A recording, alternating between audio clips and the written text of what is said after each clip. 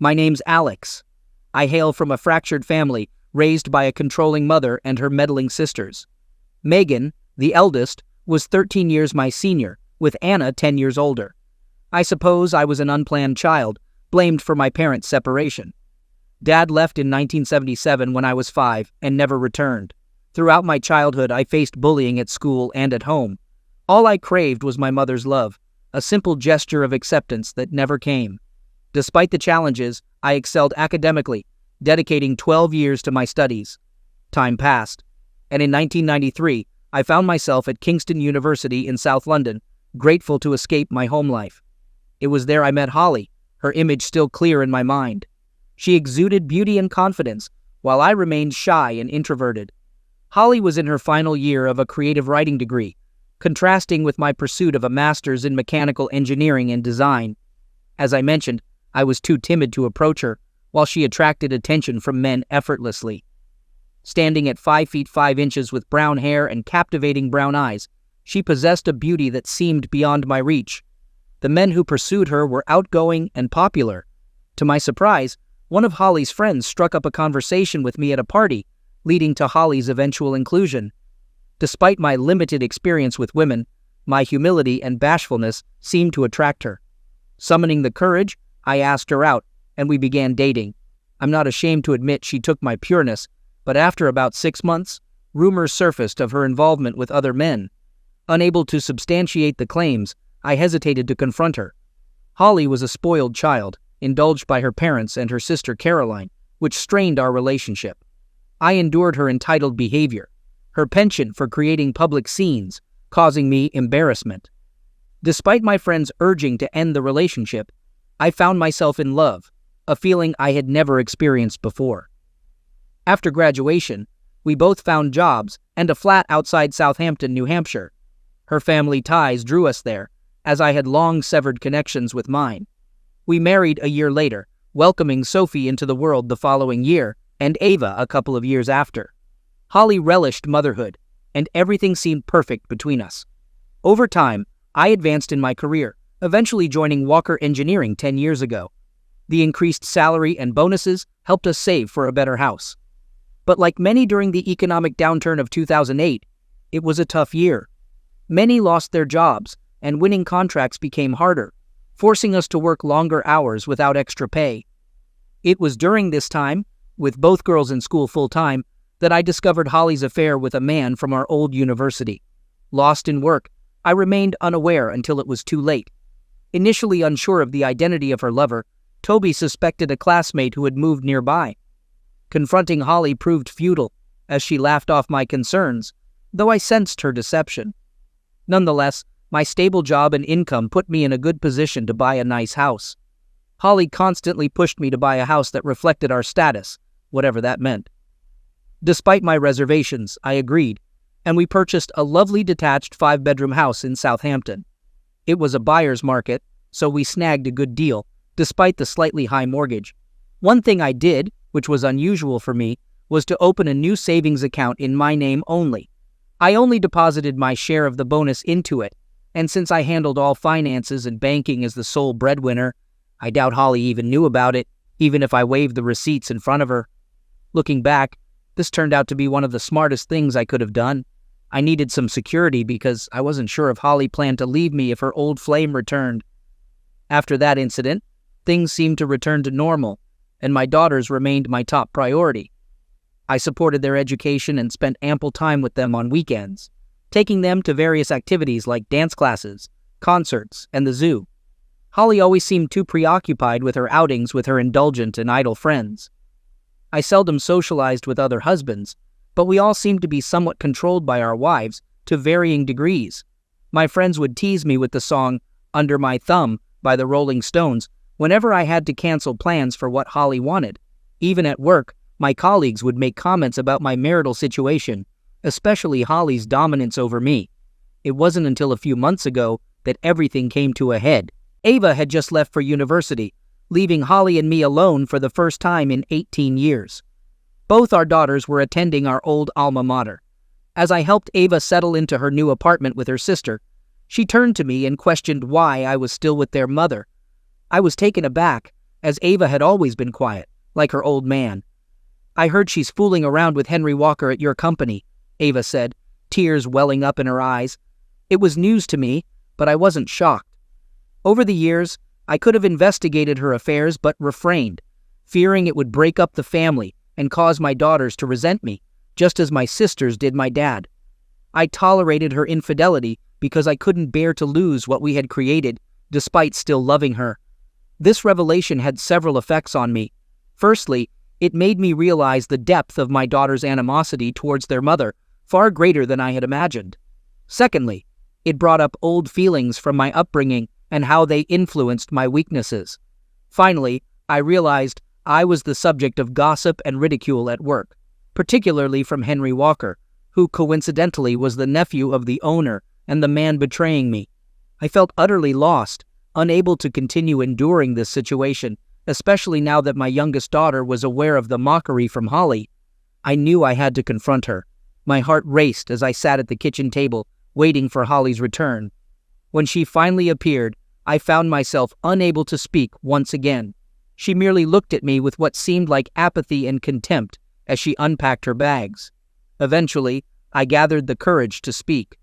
I questioned Holly about the nature of her relationship with someone else. She replied that she wouldn't classify it as an affair, insisting it wasn't that significant. I felt a mixture of shock and disgust, waiting for her to explain how her actions could be justified. She expressed her admiration for me as a provider and a friend, but admitted there were certain needs I couldn't fulfill. I was dismayed by her straightforward admission and asked if it meant she was cheating on me. Holly clarified that it was only her body involved, not her heart or mind. Stunned by her audacious admission, I was left speechless. She nonchalantly mentioned exploring relationships with younger men. Startled, I raised my voice, questioning her actions. Holly cautioned me not to shout, and despite admitting to being involved with 2 other men, she expected my silence. She threatened me with the choice of accepting her terms or risking her departure to be with someone else. I remained silent, hoping she would notice the pain on my face. Attempting to justify her actions, she claimed that such behavior was common among her friends and could even improve a marriage. I was appalled by her attempt to use her friend's actions as a justification, considering it contemptible and self-centered. Challenging her with the idea of having another woman, she laughed off the suggestion, mocking my ability to connect with other women. She confidently stated that our relationship would continue on her terms, warning me not to ruin a good thing. In reality, she was right. Throughout our 22-year relationship, I had displayed unwavering loyalty and compliance with her wishes. Now, everyone knew I was being betrayed, tarnishing my reputation among friends and colleagues. The next morning, I entered my office and was met by Henry Walker, the man involved with my wife. With a smirk, he inquired about Alex's well-being, his smug expression fueling my frustration. I chose to remain silent. Near the coffee machine, I heard laughter from some men. Despite their amusement, I continued past them, feeling exposed.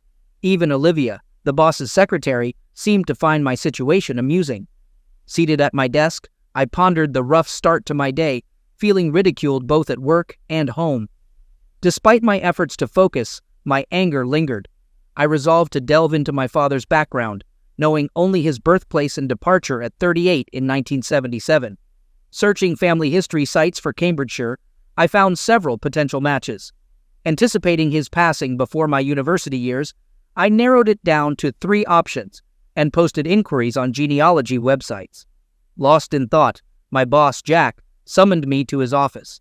Jack, a successful but morally questionable man, wanted to talk. Despite considering leaving due to his behavior, his persuasion and high pay kept me. I discovered his affair with his secretary Olivia, unbeknownst to his 3rd wife. He plainly mentioned hearing rumors about my wife's infidelity. I retorted, mentioning her involvement with my nephew. He acknowledged the behavior, chuckling about the family trait of being cads, leaving me in silence. The focus shifted to business.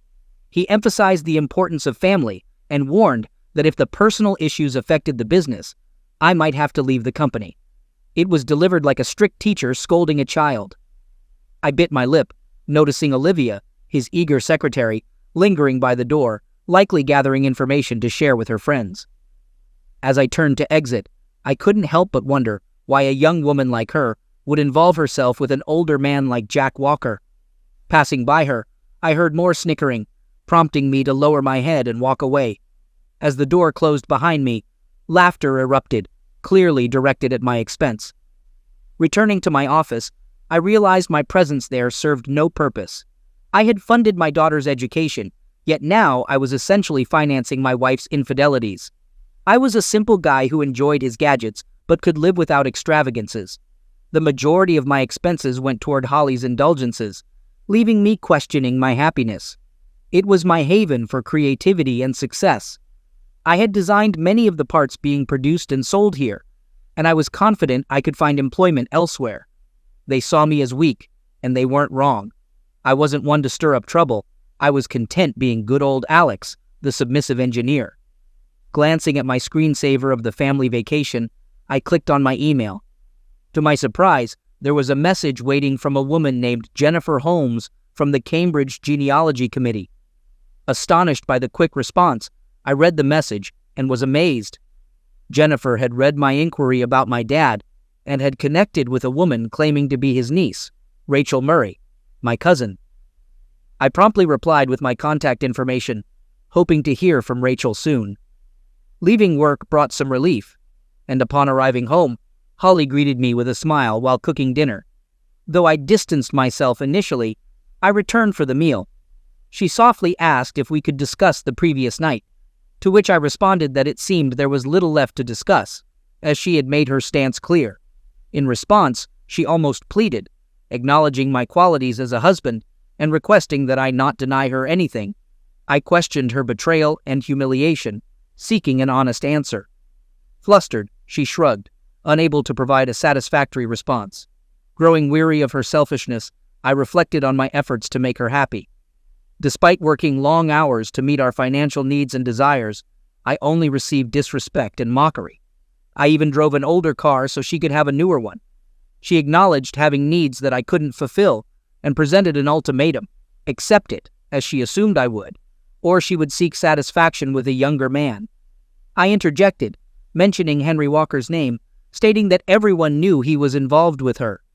She admitted to the involvement, bluntly revealing that he was essentially my boss and would inherit the company. She outlined the arrangement. He fulfilled her needs in bed, and if I didn't comply and accept, she would leave me, and he would provide everything else she wanted and needed. As usual, I said nothing and simply rose from my seat, retreating to my study. Tears flowed, and I wished to be anywhere but here. As the phone rang, I answered to hear an unfamiliar voice on the other end. It was Rachel. We conversed for about an hour, and when I hung up, everything else faded from my mind, and I wore a huge smile.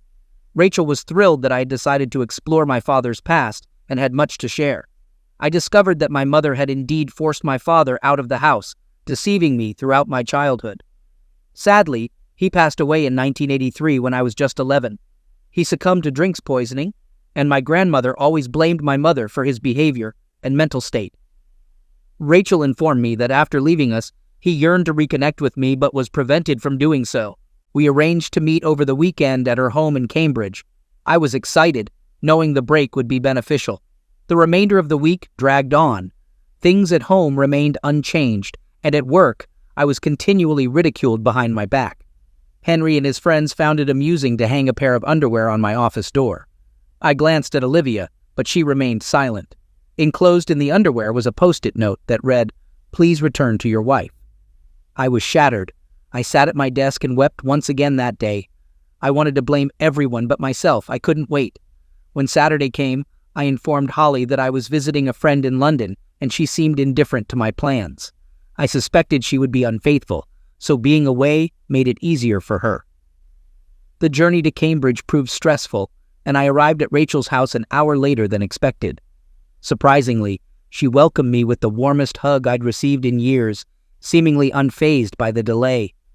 I met her husband Greg and their children, Grace and William, after which we dove into discussions about my father and newfound family. Rachel's warm and selfless demeanor was evident as she and Greg conversed animatedly, often finishing each other's sentences, eager to share our family story. Joined by David and Lucy Price, my cousin and Rachel's brother, we bonded well, exchanging insights about my father and family. After lunch, we took a short trip, affording me time to reflect. Upon our return, David and I discussed our jobs and family lives, and for some reason, I found myself confiding in my new cousins. They offered unwavering support, advising me not to tolerate my current situation. Leaving Cambridge, I felt a renewed perspective. Having endured numerous lies and mistreatment, the kindness and honesty shown by my newfound family gave me hope. I realized I needed to reclaim happiness, not only for myself, but also for my daughters, friends, and this new family. Returning home at 8 p.m., I found Holly getting ready to go out. I inquired about her plans, and she replied that she was going out with her friends. Catching her off guard, I mentioned her second paramour, Max. She pleaded for me to stop bringing it up, seemingly indifferent to my feelings. I urged her to stop and be my wife. Dismissing my concerns, she insisted that she was and always would be my wife. She asked me not to deny her pleasures, promising to make life easy for me, and assured she would be back by midnight. Ignoring my pleas, she continued to threaten, attempting to embrace me as I turned away. Unfazed, she grabbed her Prada handbag and headed for the door. Asserting my position as her husband, I sternly asked her not to proceed with her plans. She paused, looking at me as if questioning my authority, before bursting into laughter. Mockingly, she asked what I would do, asserting that I would never have the courage to leave her, and predicting that I would always be there for her. Crestfallen, I dropped my head, realizing I had been a fool for far too long, catering to her selfishness while neglecting my own needs. It was time to end the charade and make plans for change. I wasted no time in taking action. Actually, I began while she was out with Henry or Max, maybe both together. That's likely what she meant by indulging in her desires and having it all. My thoughts fueled my anger, causing me to lose focus. I needed to find a way to eradicate any remaining affection I held for her, and I believe I found a solution. I located the box containing a specific picture of my mom and sisters, the only one I had. Though skeptical, I cut out a picture of Holly's face and pasted it next to them. With no love left for them, adding Holly's smirking face to the picture might just sever my emotional ties. Placing it on my study desk around 12:45 a.m., I completed the task. I had mostly devised my short-term plans, even though executing them might take a few weeks. Fortunately, I had the luxury of time, as Holly wasn't anticipating my departure. Though uncertain and requiring assistance, I had convinced myself by then to follow through. I heard someone entering clumsily through the door, and peeking out the window, I witnessed Henry Walker's departure. As I heard her ascending the stairs, I hastily cleared my browsing history, resolving to use incognito mode henceforth. After she retired to our bedroom, I descended the stairs to brew some coffee. Reflecting on my future away from here, especially without my daughters, I found it tolerable. Deciding to relocate closer to my daughters come Monday morning, I headed to work resolved not to exert myself any longer. Unperturbed by the snide remarks and laughter directed at me, I arranged a bank meeting for 1 p.m., utilizing the time before to review my finances. Though a gamble, if successful and with the right support, I'd emerge relatively unscathed. The meeting proceeded as planned, allowing me to close my savings account and remove my name from our joint account. With a tidy sum in hand, I shut down the savings account for cash. En route back to the office, I stopped at a PC World, purchasing 2 digital voice recorders, a 500 GB USB 3.0 tough drive, and a new PC hard drive. Upon returning, I commenced accessing the company's private customer files, a task that took me an hour to crack Jack's password. Ironically, his wife's name, and his 6-digit birthday. With the necessary access secured, I downloaded all the files to the drive, along with my plans and designs for the energy-efficient hydraulic pump system, positioning the company for continued success. We manufactured pumps for air conditioning units, heavy machinery, and even for the dairy industry. After clearing my PC history, including all plans and work, I shut it down, swapped out the hard drive for a new one, packed everything in my bag, and reinstalled Windows. The remainder of the day was spent researching competitors on my phone and browsing engineering jobs in the South London Surrey area on Monster before calling it a day. That evening, following another quiet dinner, I retired to my study. Discovering that a major competitor, which had struggled during the financial downturn, sought a mechanical engineer for basic design and shop floor management, intrigued me. While not precisely what I desired, it was close. Despite the £10,000 lower salary offer compared to my current one, I promptly emailed them my CV. To maintain appearances with Holly, I opted to sleep in our marital bed that night. However, I ensured to feign sleep when she entered. Her touch made me feel nauseous, but oddly, it pleased me to react this way. I was growing repulsed by her, which would aid me in the long run. The next day, a surprised Robert Williams from Sutton Hydraulics called, expressing disbelief at my potential move from Walker Engineering to his smaller firm. Although he nearly offered me the job immediately, I requested an interview the following day, which he agreed to. Another crucial piece had fallen into place, and things were progressing rapidly. With ample time on hand, I began researching flats in the area, eventually finding one just 15 minutes from my daughter's and 5 minutes from work. I scheduled a viewing for the day after the interview with Robert Williams. Subsequently, I informed Jack about needing to visit my daughters in Kingston to sign some papers the next day, to which he casually agreed. That night, I phoned my longtime friend Toby Brown, arranging to meet him and his wife Sarah the following evening after my interview and flat viewing. Toby and Sarah, aware that I had something on my mind, eagerly awaited my explanation. Before meeting them, I spoke to my daughters about the situation, receiving their supportive and understanding responses. At the gathering with Toby and Sarah, I disclosed the details of the initial phase of my plans. Their surprise at my decision to fight back outweighed any shock over Holly's infidelity, a common occurrence in their view. Sarah inquired about my decision to leave Holly, offering me another cup of tea. I recounted the revelations from the meeting with my cousins, including my father's expulsion from the house by my mother and my sisters, siding with her. I noted that my daughters supported me this time. Toby expressed concern, questioning if the discovery at the meeting had spurred me to stand up for myself. I clarified that it was during a visit to my father's grave that I noticed something on the stone, which shocked me and prompted my decision to leave. They both asked simultaneously about what I had seen on the memorial stone. I shared that it featured a rose image with the words "in loving memory," followed by my father's birth date and age at passing, coincidentally my current age. Toby and Sarah slightly recoiled, indicating their understanding. I explained that I faced a choice when confronted with moments that could lead to drinks, loving or worse, as my grandmother believed. I decided not to emulate my father and instead chose to fight back.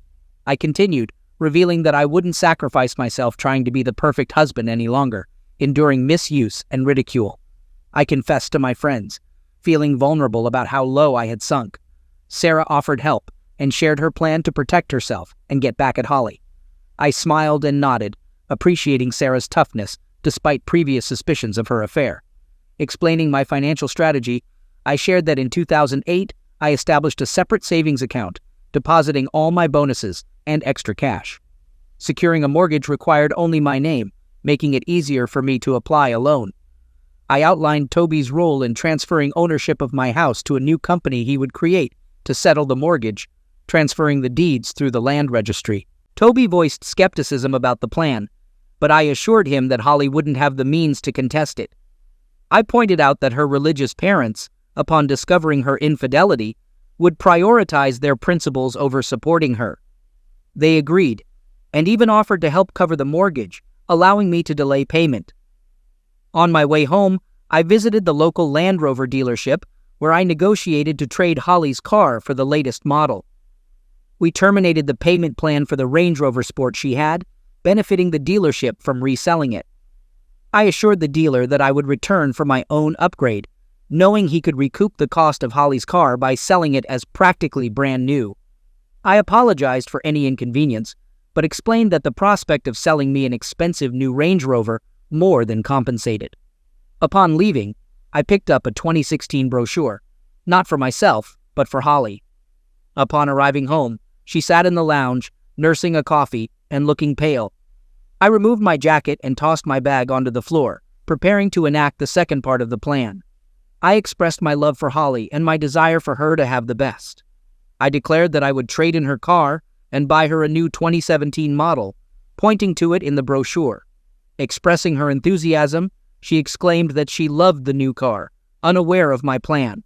She acknowledged my ability to make her feel better, mentioning the only hiccup being that they already had a buyer for my car. She proposed taking it to the dealership by Friday afternoon, leaving work early for the task. She suggested I use her car for the weekend to visit my lovers, causing her to recoil at the final remark, a look of shock and confusion crossing her face. Inquiring about what was wrong, I prompted her to address the situation. She mentioned nothing specific, but asked if I was still upset about our arrangement. I clarified that it was not our arrangement, but rather hers, emphasizing that I had no say in it. I questioned if I had no choice but to accept it, hoping for a response. She simply nodded, appearing as if she had asserted her dominance and I had surrendered. Despite the circumstances, she declared that she loved me, expressing genuine concern. I said nothing in reply and walked off into the kitchen. My phone began to ring, so I headed out to the back garden to take the call. Toby confirmed the money had been transferred. I was good to go the next day. Without delay, I entered the bank and was shown into the mortgage specialist's office.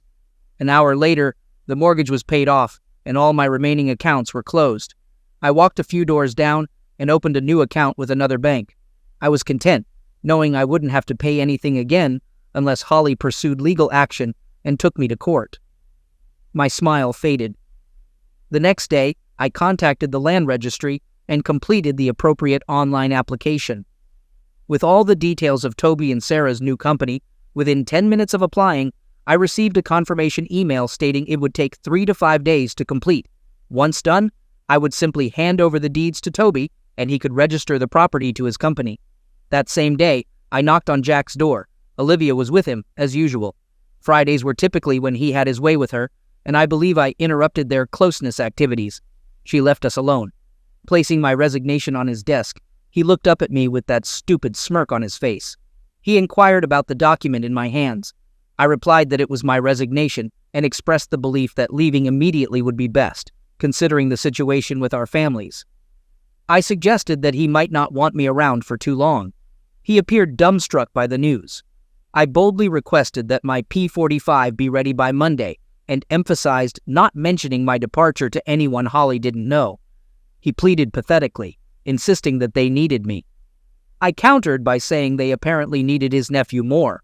I informed him that I would return on Monday to collect the last of my things. Discreetly, I pretended to drop a pin from my pocket, using the opportunity to remove a digital recorder from my sock. Constructing a pin for it, I hit record and discreetly placed it under the seat and into the wooden frame as I stood back up.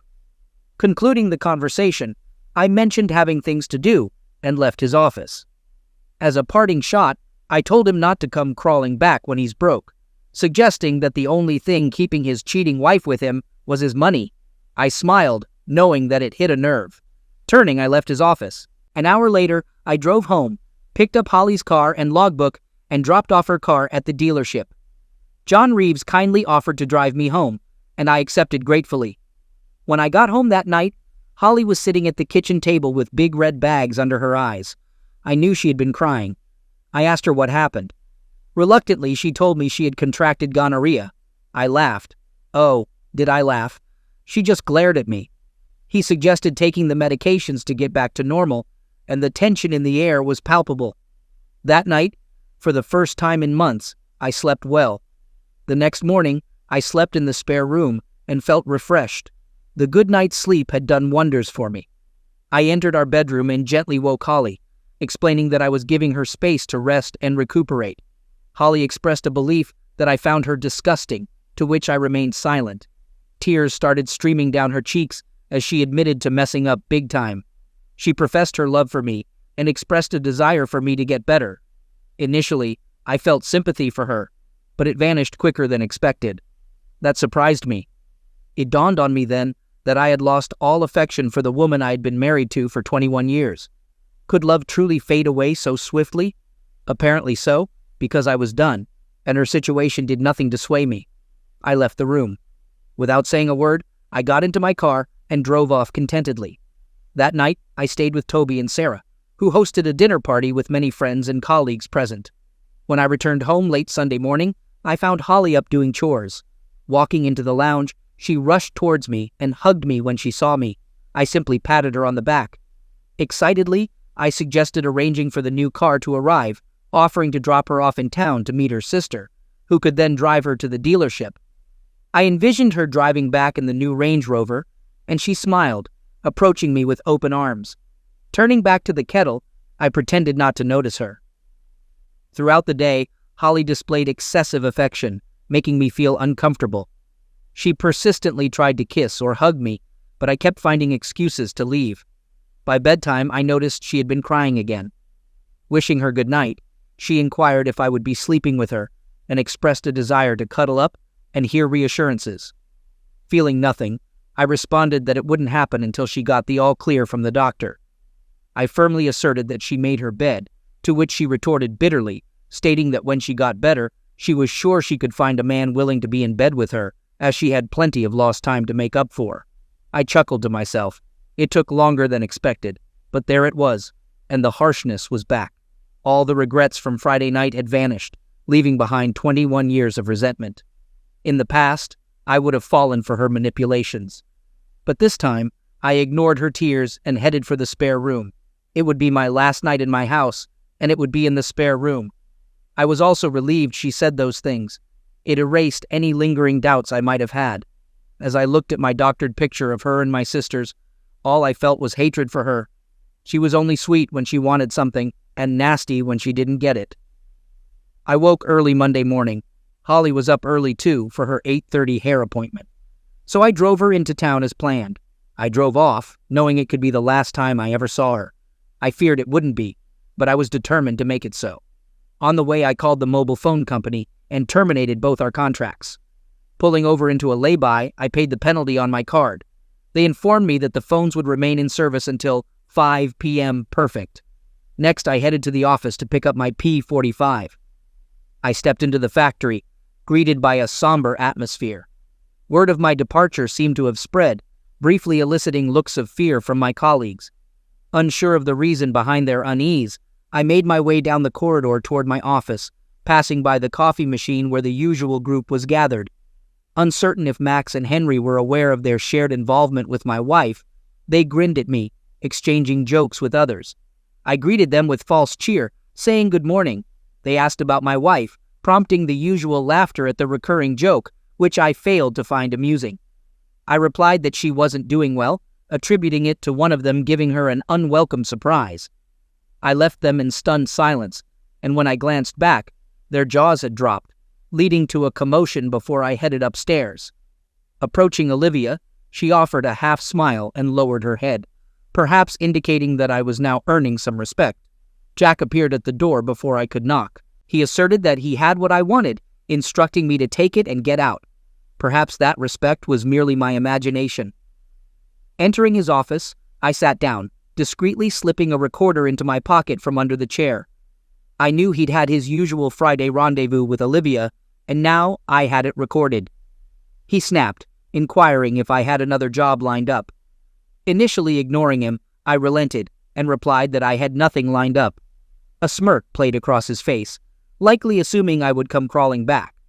I inquired about my final month's pay and end-of-year bonus, to which he burst into laughter. Olivia entered with my P45, and when she asked what was amusing, Jack explained that I had requested my bonus and pay, finding it rich. Olivia chimed in, laughing along. Deciding to join in, I responded with laughter, causing them to pause and stare at me incredulously. Olivia questioned why I was laughing, and I retorted, asking her why she let the old man take advantage of her every week. My laughter intensified, and they froze, with Olivia's eyes widening as Jack flushed with rage. In response to Jack's anger, he spat out, calling me a scoundrel and instructing me to get out of his office and his company before he had the boys drag me out by my ears. Chuckling, I exited, collecting the last of my belongings from my office. Still laughing to myself, I arrived home, unloaded the back seats, opened the trunk, and entered the house. Surveying the rooms, I pondered what to take with me. Retrieving a few Romero Brito artworks, I wrapped them in plastic found in the garage and loaded them into my car. I went around the house collecting various items, then emptied my wardrobe upstairs. I secured all my important paperwork, including the girls' birth certificates and my wedding certificate, from the safe. Utilizing a loft ladder, I retrieved my old belongings, including my degree and family photos. In the master bedroom, I gathered all the jewelry I had gifted Holly over the years, totaling over 10,000 pounds in value. I also took all the handbags, shoes, and expensive coats I had purchased. In fact, the entire wardrobe was my acquisition, so I claimed it all. Given my meticulous record-keeping for insurance purposes, it would prove beneficial when selling everything. After finishing packing, I realized I'd need a TV, so I grabbed that along with my movie collection and the Blu-ray player. By now, my car was too full. I decided to ditch all of Holly's clothes and a few other unnecessary items, including some of my old clothes. Anumi would need a new wardrobe, and the girls would gladly help me out. I gathered the best pictures of me and the girls and packed them in the car. No real rush, since Holly wouldn't be back until after 2 p.m. Took a moment for a cup of tea. A must-have, I believe it's in the Magna Carta, called the TV company and canceled the satellite phone and internet. Also contacted British Gas and Southern Water to cancel utilities.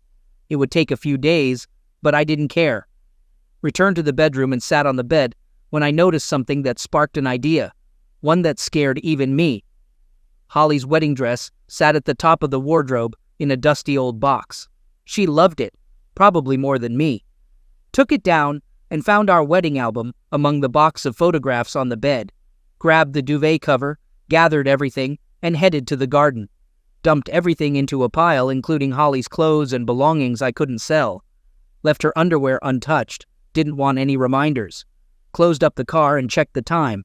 Only 1:45 p.m. Called up Robert Williams and told him I'd drop off my P45 later with the night shift, eager to start fresh tomorrow. He seemed pleased, and I hoped I'd brightened his day. At 2 p.m., I sat waiting for the call. Found some paint thinners in the garage and poured it all over the wedding dress in the garden. Just as I was about to light the fire, my phone rang. I answered calmly, and Holly's voice came through the phone, demanding to know what was going on. I replied sarcastically, asking her what she meant. Insisting that I shouldn't play dumb, she continued to question me. I asked her to calm down and inquired about what was happening. There was silence, and I could hear her heavy breathing and what sounded like her sister in the background. She mentioned that she had been told I didn't get her a new car, but sold hers instead. Teasingly, I mentioned that I might have forgotten to mention that. She started to sound panicked, asking what was going on. Remaining calm despite my racing heart, I informed her that from now on, if she wanted a car, she could pay for it herself. She yelled in response, expressing confusion and frustration. I reiterated that she heard me just fine and added that I needed to tidy up the kitchen. She questioned if it was some kind of sick joke, to which I said nothing. She declared that we would talk about it when she got home, expressing her dissatisfaction with being pranked. I remained silent. I hung up the phone amidst her continued screams of my name. Stepping outside, I struck a match and ignited the pyre. Our history went up in flames as I walked away. Retrieving our marriage certificate from my pocket, I tore it into shreds and left it on the kitchen table, alongside a lone photograph of us at Disneyland, capturing happier times. I wondered if she reminisced fondly about those moments too.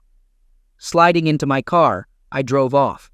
Approaching the end of the street, I glimpsed Holly and Jennifer in my rearview mirror, rushing into the house without a glance upward. With a smile, I powered off my phone and drove on. By 4 p.m., I reached Sutton. Deciding I had time, I visited a nearby phone shop to set up a new mobile contract. Additionally, I caught the admin team at work to handle my P45 and met Freya, my new secretary, who, unlike Olivia, exuded professionalism despite her youth. Returning to my empty flat, I brewed a cup of tea with a kettle borrowed from home. I unpacked and ordered pizza for dinner. Checking my old phone, I found it disconnected. A smirk crossed my lips, knowing Holly was now phoneless too, affording the girls some respite before my inevitable contact. Setting up my sleeping bag in the lounge, I awaited dinner. Furniture would arrive over the weekend, but for now, I relished the distance from Holly. Switching on my laptop, I accessed recordings from Jack Walker's office, revealing his affair with Olivia. After uploading the evidence, I made copies on USB sticks, addressing them to Jack's wife, Margaret, and Olivia's boyfriend, Peter. I planned to mail them the next day. Lastly, I phoned my daughter Sophie to update her, cautioning against informing her mother of my whereabouts, which she hadn't done yet, given Holly's lack of communication means. Over the following week, I furnished my flat and began diverting customers from Walker Engineering to Sutton. Despite a few loyal to Jack, most preferred our offerings, leading to Walker's loss. I anticipated Jack's discovery of the reason for his business decline, but remained indifferent. With utilities cut off at my former home, Holly would realize my absence as she struggled with bills. Toby initiated the home sale process, backed by Sarah's enthusiasm, and by week's end, signs adorned the property. During this time, Ava contacted me, revealing Holly's relocation to her parents' home, where disapproval lingered over her infidelity. Holly seethed with rage toward me, which oddly gratified me, though I knew the saga wasn't over. By the weekend, Toby and Sarah hosted another successful dinner party, offering a moment of respite from my escape plan. Sunday brought promising news. After just a week on the market, I received 2 serious offers for £550,000, one of which I accepted immediately. Preparing for the completion, I arranged ISAs for the girls and investments, ensuring Toby was compensated and securing a portion in cash for my safety. Protecting myself remained a priority.